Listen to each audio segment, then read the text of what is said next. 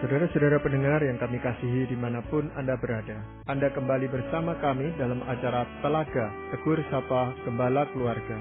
Saya Gunawan Santoso dari Lembaga Bina Keluarga Kristen akan berbincang-bincang dengan Bapak Pendeta Dr. Paul Gunadi. Beliau adalah seorang pakar dalam bidang konseling serta dosen di Seminari Alkitab Asia Tenggara, Malang. Perbincangan kami kali ini tentang dekat tapi jauh. Kami percaya acara ini pasti bermanfaat bagi kita sekalian, dan dari studio kami mengucapkan selamat mengikuti. Pak Paul, perbincangan kita kali ini tentang komunikasi dengan remaja, dan memang betul Pak Paul, sekalipun kita cukup dekat secara fisik dengan para remaja kita karena masih serumah dengan kita, tiap-tiap hari kita berkumpul, tapi rasanya memang seringkali terjadi salah mengerti dan sebagainya. Kita harus berteriak seolah-olah remaja kita itu memang jauh gitu, sehingga diperlukan kata-kata yang keras dan sebagainya. Nah, apakah ini menjadi problem umum dari banyak orang tua? Memang ini adalah problem yang umum dialami oleh orang tua. Jadi saya ingin kita ini sebagai orang tua menerimalah bahwa ini bukanlah sesuatu yang luar biasa. Banyak orang tua harus juga menghadapi problem yang serupa. Ada orang tua yang mengeluhkan kenapa kok anak remajanya bisa ngomong berjam-jam dengan teman-teman, bisa komunikasi begitu asyik dengan mereka, tapi kok dengan orang tua ngomongnya sepatah dua kata, udah begitu kok sering terjadi salah pengertian. Orang tua bermaksud baik mengatakan sesuatu disalah pahami, anak malah bereaksi, marah, dan kalau udah marah nanti memberikan sikap nggak mau berbicara dengan orang tua. Nah, ini adalah saya kira salah satu hal yang harus diterima lah oleh para orang tua, dan yang penting adalah kita bisa terus menjaga supaya komunikasi tetap terjalin. Nah, ini yang kita akan coba untuk angkat pada kesempatan ini, Pak Gunawan. Dan kita coba samakan persepsi kita dulu tentang remaja ini siapa gitu, Pak. Remaja adalah anak-anak yang tentang usianya tuh kira-kira antara 11 hingga 20 tahun. Jadi remaja awal antara 11 hingga 13 tahun, remaja tengah antara 14 hingga 18 tahun, sedangkan 19 sampai 20 kita dapat kategorikan sebagai fase akhir dari masa remaja. Nah, bagaimana dengan remaja akhir itu tadi yang Pak Paul katakan? Itu tanda-tandanya atau tanggung jawabnya bagaimana, Pak? Nah, biasanya gini Pak Gunawan, anak-anak itu tuh sebetulnya kan mengawali masa remaja dalam kondisi kanak-kanak sebetulnya usia 10 tahunan.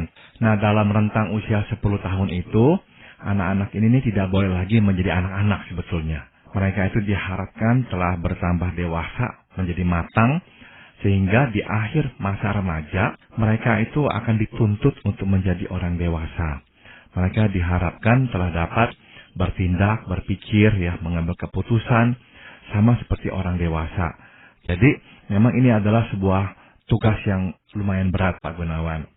Anak-anak kecil, waktu mereka lahir sampai usia sekitar 10 tahunan, yang nggak diharapkan untuk menjadi apa-apa, tetap diharapkan menjadi anak-anak. Tapi begitu masuk ke fase remaja, mereka nanti di akhir fase itu diharapkan telah menjadi orang yang berbeda, orang yang dewasa. Tuntutan masyarakat pun terhadap mereka sudah berbeda. Nah, ini adalah sebuah tugas yang diemban oleh remaja. Nah, kita sebagai orang tua memang seharusnya menolong mereka melewati fase ini. Namun untuk bisa menolong mereka diperlukan komunikasi yang lancar. Tanpa adanya komunikasi ini, kita nggak mungkin bisa berbagian dalam kehidupan dan pergumulan mereka. Tapi memang seringkali para remaja ini dibingungkan oleh ulah dari orang tuanya, Pak Paul. Di satu sisi, orang tua ini menganggap sudah besar karena sudah memasuki usia 13 tahunan ke atas. Tapi di sisi lain, orang tua masih menyebutnya sebagai anak-anak gitu. Ya, ini betul Pak Gunawan. Jadi dalam masa-masa ini seringkali ada kerancuan Kerancuan yang tadi Pak Gunawan katakan adalah di satu pihak orang tua mengharapkan mereka dewasa sekarang, lebih matang, lebih bertanggung jawab. Namun di pihak lain mereka juga masih dipanggil anak-anak, minta ini juga nggak boleh. Tapi itulah memang bagian dari perkembangan remaja. Akan ada kerancuan-kerancuan seperti itu. Sebab apa? Mereka masih dalam transisi. di satu pihak sudah mulai menginjak remaja dan mendekati usia dewasa, di pihak lain mereka juga masih belum sepenuhnya dewasa. Mereka belum mempunyai hak yang sama dengan orang-orang dewasa. Itu sebabnya orang tua masih bertugas mengawasi anak-anak remaja dan harus misalkan ya membatasi ruang gerak mereka, melarang mereka untuk pergi dan sebagainya. Nah, inilah salah satu ya dinamikanya pertumbuhan remaja. Jadi selalu akan ada ketegangan-ketegangan. Nah, di samping itu semuanya juga Pak Gunawan, ada satu tugas yang harus diselesaikan oleh remaja, yaitu mereka itu harus menjadi seseorang. Mereka harus membentuk diri mereka. Jadi ini adalah tahap pembentukan jati diri. Sehingga remaja waktu keluar dari usia itu bisa berkata, inilah saya. Ini adalah produk akhir yang memang seyogianya dihasilkan oleh remaja. Kalau di akhir usia remaja, dia masih nggak tahu siapa dirinya, masih nggak bisa berperan dalam hidup ini, di dalam situasi yang berbeda dia nggak bisa berperan. Nah, itu dapat kita simpulkan, dia memang akan mengalami masalah. Sebab diri yang nanti terbentuk dalam diri seorang remaja adalah diri yang di satu pihak kuat, permanen, jelas. Dia tahu bisa apa, dia tahu dia nggak bisa apa, dia tahu dia mau apa, dia tahu dia nggak mau apa, dia tahu dia suka apa, dia tahu dia nggak suka apa, dia tahu kira-kira ke depannya dia mau menjadi apa dan sebagainya. Nah, itulah bagian dari diri remaja yang permanen, yang seyogianya nanti bertumbuh ya dalam diri si remaja setelah dia melewati fase itu. Namun di pihak lain, diri yang permanen itu juga diri yang diperlukan untuk dia bisa nantinya tuh masuk ke dalam berbagai lingkup pergaulan dan hidup. Misalkan dengan teman-teman sebayanya di sekolah dia akan berperan sebagai orang tertentu. Kemudian di gereja dia akan berperan lagi sebagai orang yang tertentu. Waktu teman-temannya sedang sedih, dia tahu bagaimana berperan. Waktu teman-temannya sedang senang mau melakukan kegiatan bersama, dia juga tahu bagaimana berperan. Jadi diri itu tuh siogianya setelah jadi pun adalah diri yang fleksibel, yang tahu menempatkan perannya di dalam lingkup kehidupan yang memang dihadapi remaja. Kalau remaja nggak berhasil tuh memainkan perannya dengan benar, dia nanti akan mengalami benturan-benturan di dalam pergaulan. Orang lagi sedih, dia ketawa-ketawa. Orang lagi mau senang-senang, dia mau serius-serius, mau marah-marah. Jadi nggak bisa memainkan perannya dengan tepat. Nah, diri inilah yang seharusnya nanti itu dihasilkan oleh seorang remaja. Nah, jadi di tengah-tengah semua ini nih, hiduplah si remaja. Dia harus membangun sebuah diri yang belum jadi. Di pihak lain juga adanya kerancuan tadi ya dengan orang tua yang kadang-kadang memperlakukan dia sebagai seorang anak, kadang-kadang menuntut dia menjadi orang dewasa. Nah, di tengah begitu banyak ya kerancuan dan ketegangan, remaja itu bertumbuh dan berkomunikasi dengan kita. Ya, berarti kalau remaja itu punya jati diri yang sehat, itu berarti ada beberapa faktor itu yang mempengaruhi di dalam dirinya gitu Pak Bos. Tepat sekali Pak Gunawan. Jadi remaja memang seyogianya untuk bisa membangun diri yang sehat itu harus melewati yang saya sebut ujian dan konfirmasi ya. Ujian dan konfirmasi adalah ini. Konfirmasi dulu ya. Konfirmasi adalah peneguhan, pengiyaan tentang siapa dia. Nah, jadi di luar anak-anak itu tuh bergaul dengan teman-teman. Teman-teman akan mengatakan, iya kamu orangnya begini. Iya kamu orangnya ramah. Iya kamu orangnya nggak suka ya kalau orang suka nggak ngomong terus terang. Kamu orangnya mau ngomong terus terang dan sebagainya. Nah, yang dia sudah ketahui tentang dirinya, kemudian mendapatkan konfirmasi dari luar. Terus juga dia akan mendapatkan konfirmasi dari dalam rumahnya Pak Gunawan. Jadi dia berpikir dia adalah orang yang nggak suka ya kalau orang nggak terus terang. Di rumah juga orang tua mengatakan hal yang serupa. Nah, ini yang saya sebut konfirmasi. Ada juga yang namanya ujian. Ujian adalah, misalkan teman-teman di luar menggugat siapa dia. Artinya, dia berpikir dia orangnya terus terang. Tapi teman-temannya kemudian mulai memberikan komentar, kamu orangnya nggak terus terang ya. Kalau marah, kamu nggak suka, kamu kok diem, kamu simpan sendiri. Nah, apa yang dia pikir sekarang digugat. ini nih ujian artinya nih. Dia artinya diuji, benar nggak dia seperti yang dia pikir.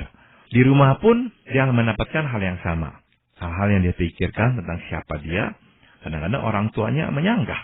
Enggak, kamu nggak begitu kok. Kamu bilang kamu orangnya fair, kalau salah kamu minta maaf. Buktinya sama papa sama mama, kamu nggak pernah minta maaf. Kalau kamu salah, kamu diam aja. Tapi kalau orang yang salah, kamu tuntut untuk minta maaf. Nah, jadi remaja secara konstan terus-menerus menerima baik konfirmasi maupun ujian.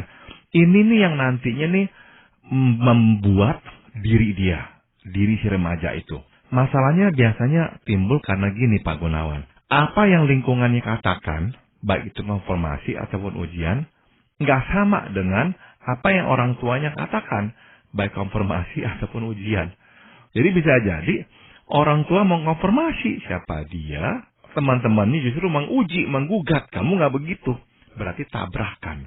Dia harus memutuskan siapakah dia. Nah, inilah proses pertumbuhan, pembangunan sebuah jati diri. Sebuah proses yang memang nggak mulus. Dan kadang-kadang tabrakan. Itu sebabnya, nggak bisa enggak, dia pun kadang-kadang bingung, tegang. Nah, dalam suasana hati seperti ini, dia berkomunikasi dengan orang tuanya. Ya. Di dalam hal konfirmasi, Pak Paul, itu kan bisa saja ada sifat-sifat yang positif yang tadi Pak Paul sudah sampaikan. Tetapi bagaimana dengan sifat-sifat yang negatif? Apakah itu juga akan dikonfirmasi oleh lingkungan maupun oleh orang tuanya, Pak? Seharusnya. Jadi memang seharusnya orang tua seharusnya mengatakan apa adanya. Kamu ini nggak bisa mengatasi emosi kamu. Kalau sedikit terjadi yang nggak sesuai dengan kehendak kamu sudah langsung marah. Ya, nah itu konfirmasi hal yang kurang positif tentang diri si anak. Nah, orang tua juga perlu mencerminkan hal itu. Nah, mungkin sekali teman-teman bisa mengatakan hal yang sama atau justru kebalikannya.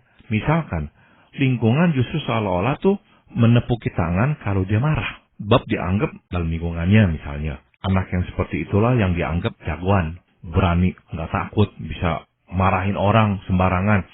Nah, ini nih. Kalau itu yang terjadi Pak Gunawan, si anak memang akhirnya akan lebih sering mengalami kebingungan. Dia nggak lagi menemukan dirinya yang pas. Sebab kok dalam rumah bilang apa, luar rumah bilang apa. Maka orang tua memang harus juga memonitor pergaulan si remaja. Sehingga jelas lihat apakah yang sebetulnya itu lingkungannya juga katakan kepada anak kita.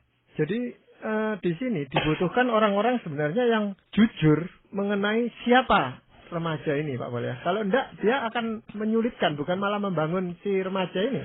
Betul, jadi nomor satu memang diperlukan lingkungan atau orang tua yang jujur, yang mengenal diri si remaja. Tapi di pihak lain juga memang sedapatnya lingkungan si remaja itu tidak berbeda dari orang tua. Kalau si anak itu bergaul dengan teman-teman yang sama sekali bertolak belakang dari si orang tua, hampir dapat dipastikan konflik dalam rumah tangga itu akan makin berkobar. Udah pasti itu. Nah, itu sebabnya Pak Gunawan kita bisa sekarang melihat ya, ini ya kaitannya antara antara anak-anak yang di dalam rumah dan di luar rumah mirip-mirip teman-temannya dengan orang tua, dan anak-anak yang di dalam rumah dan di luar rumah mempunyai dua pergaulan yang berbeda. Yang mempunyai pergaulan yang berbeda itu tuh akan lebih rentan mengalami konflik dengan orang tua. Sebab lingkungannya nggak sama. Berarti yang akan dikonfirmasi oleh teman-teman nggak sama dengan apa yang akan dikonfirmasi oleh orang tua. Apa yang akan digugat atau diuji oleh teman-teman nggak sama dengan apa yang akan digugat atau diuji oleh teman-teman. Misalnya, merokok. Nah, ada anak-anak yang di lingkungannya perokok semuanya. Anak-anak SMP, SMA misalkan. Orang tuanya dua-dua tidak merokok. Tapi si anak bergaul dengan teman-teman yang merokok. Konfirmasi yang akan dia dapatkan adalah kalau merokok justru baik. Menjadi bagian dari mereka. Kalau orang tuanya berkata, ini tidak baik. Jangan kamu melakukannya. Nah, dia ini akan terjepit di tengah. Kemungkinan besar dia akan nanti mendahulukan pandangan teman-temannya. Dia akan melawan orang tua. Nah, jadi tadi saya sudah singgung, penting orang tua itu mengenal lingkup pergaulan anak-anaknya. Semakin berbeda dari kita, semakin besar kemungkinan si anak nantinya juga akan bertentangan pendapat dengan kita. Karena memang teman dan kitanya terlalu berbeda dan gak sama. Ya, apakah itu tidak bisa diantisipasi sejak awal gitu Pak Paul? Jadi sebelum anak ini mendapat konfirmasi dari teman-temannya, orang tua sudah lebih dahulu memberikan konfirmasinya gitu. Sudah tentu, kalau itu yang terjadi Pak Gunawan, si anak itu tuh sebetulnya akan lebih dipersiapkan. Jadi seharusnya lah begitu. Sebab seharusnya waktu anak-anak mendapatkan konfirmasi siapa diri dia, ya, terus dia dengar dari orang tua dan dia terima dengan baik. Dia nggak persoalkan, dia nggak gugat, dia terima dengan baik. Ini sebetulnya nanti akan cukup menentukan lingkup pergaulan apakah yang akan dipilihnya. Kalau misalkan orang tuanya sering mengatakan, kamu kok orangnya rohani ya, kamu kok orangnya senang membaca firman Tuhan, kamu kok orangnya senang melayani Tuhan. Nah, konfirmasi dari orang tua itu akan nantinya menentukan pula lingkup pergaulan seperti apakah yang akan dipilihnya. Karena dia mulai melihat dirinya sebagai orang yang rohani. Terus misalkan dia bertemu dengan teman-teman yang gak rohani, yang gak pusingkan tentang Tuhan, yang gak mau ke gereja dan sebagainya. Nah, dia otomatis akan berkata, saya gak nyaman dengan teman-teman ini. Saya hari Minggu mau ke gereja, mereka maunya main-main. Nah, berdasarkan apa yang dia telah terima dari orang tua, saya adalah orang yang rohani, saya adalah orang yang cinta Tuhan, saya nggak mau melalaikan kewajiban saya berbakti kepada Tuhan. Dia akan berkata, saya nggak mau punya teman-teman seperti ini. Dan dia akan pilih teman-teman yang sesuai dengan dia. Nah, ini duduk masalah dalam banyak kasus Pak Gunawan. Karena apa? Banyak orang tua yang Kristen kurang berkomunikasi dengan anak-anak, kurang kenal anak-anak, kurang memberikan peneguhan atau konfirmasi atau ujian-ujian kepada anak. Kurang. Karena malam baru pulang. Ketemu anak udah sebentar. Dari anak kecil nggak terlalu banyak bergaul dengan anak. Nah, modal dari orang tua berarti sedikit. Bahan-bahan yang diterima dari orang tua berarti sedikit sekali. Begitu dia keluar, dia bergaul. Nah, apa yang teman-temannya konfirmasikan tentang siapa dia, atau gugat, atau ujian, itu yang nanti akan dia terima. Begitu dia terima, dia makin banyak, mulai muncul warna aslinya di rumah. Orang tuanya ngomong apa, dia lawan, orang tuanya kaget, marah, kok anak saya bisa jadi begini. Nah, orang tua luput melihat, awalnya karena saya kurang memberi bahan kepada anak saya. Maka dalam kekosongan bahan itu si anak menerima bulat-bulat bahan-bahan dari teman. Nah, orang tua sayangnya Pak Gunawan dalam kasus seperti ini kadang-kadang menyangkal tanggung jawabnya. Malah menyalahkan teman. Lihat tuh teman-temannya tuh brengsek, itu tuh mempengaruhi anak saya dan sebagainya. Mereka lupa bahwa awalnya mereka tidak cukup memberikan bahan kepada si anak itu. Nah, ini biasanya kalau sampai terjadi seperti itu ya Pak Paul, anak itu cenderung untuk tidak berani melawan orang tuanya. Dia merasa masih tergantung pada orang tuanya walaupun dia setuju dengan apa yang dikatakan oleh teman-temannya itu. Konfirmasinya sama gitu Pak Paul. Tapi sekarang bagaimana dia harus menghadapi orang tua ini? Biasanya reaksinya apa Pak Paul? Ada sekurang-kurangnya 3 ya Pak Gunawan yang anak-anak suka lakukan ya. Tapi intinya adalah dia akan mengkotak-katik atau memainkan atau memanipulasi komunikasi dengan orang tuanya. Sebab segala sesuatu muncul dari komunikasi. Orang tua marah, orang tua tahu, orang tua curiga. Itu kan semua dari komunikasi. Arus informasi lah yang dia harus mainkan sekarang. Misalnya, dia akan batasi arus informasi kepada orang tua. Ada hal-hal terjadi, temennya ulang tahun lah atau apalah, dia nggak ceritakan kepada orang tuanya. Dia akan pilihkan informasi lain yang orang tuanya bisa terima. Atau selain dia batasi, ada yang akhirnya mendistorsi Pak Gunawan. Artinya mendistorsi, justru diputarbalikkan. Alias berbohong kepada orang tua. Mau pergi, main-main dengan teman ke warnet, bilangnya mau belajar ke rumah teman. Jadi anak mulai dah mendistorsi informasi. Atau yang ketiga, anak-anak itu menutup informasi. Ada anak-anak yang nggak mau ngomong sama orang tua. Ditanya apa, nggak mau jawab. Jawab sepatah 2 kata. Pokoknya dia tutup pintu informasi. Sehingga informasi nggak bisa keluar dan orang tua nggak punya jalur komunikasi dengan si anak. Nah, itu adalah bentuk-bentuk reaksi anak terhadap kesenjangan yang tadi kita bahas itu. Di mana dalam rumah dan luar rumah udah nggak sama. Si anak akan memainkan jalur komunikasi ini. Ya, dan itu lebih parah ketika orang tua semakin jauh dengan remajanya gitu Pak Boleh. Karena sejak awal sudah tidak punya kedekatan dengan mereka. Sehingga ketika para remaja ini melakukan hal seperti itu, orang tua pun tidak mengerti bahwa dia diperlakukan seperti itu gitu. Ada orang tua yang benar-benar memang buta Pak Gunawan terhadap hal-hal ini semuanya nih. Mereka ya jalan aja, pikir nggak apa-apa, karena memang dari awalnya nggak begitu mengenal anak-anaknya, nggak tahu tentang masalah anak-anaknya. Akhirnya ya oke-oke aja, tenang-tenang aja, sampai ledakan masalah terjadi. Ya, jadi akhirnya baru orang tua melek mata, baru gerabak gerubuk cari pertolongan dan sebagainya.